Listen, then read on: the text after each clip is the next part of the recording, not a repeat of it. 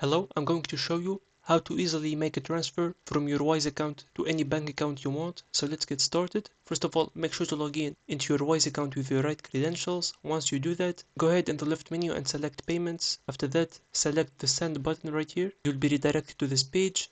Make sure to choose the right currency and make sure to prompt the right amount you want to transfer.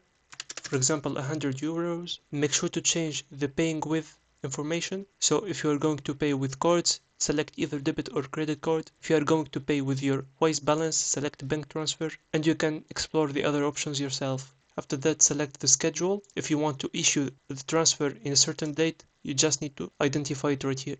You just select send now instead. After that, make sure to select add recipient. Now from here, you don't have already a ready recipient, you need to select add recipient, select enter bank details. After that, you either select myself, someone else, or business or charity based on your preference or your issue. For me, I will select someone else because it's most of the cases. You can leave the email here because it's optional. If the bank is located inside of Europe, you just need to select this tab. If it is outside, select outside of Europe because you will need to use the SWIFT code of that bank. Now select the full name of the account holder. After that, the SWIFT code of that bank and the IBAN as well. After that, select continue. Now once you do that, you'll be redirected to this page. You'll prompt it with what's the reason for your transfer. You can easily select any reason you want. Try to use the closest reason to your case. If you don't find anyone right here, select other and then select continue. After that, you'll be prompted to verify your identity. So you need to take some photos of your ID document and your face. You can either choose to scan a QR code and follow up with the process. Select send a link by email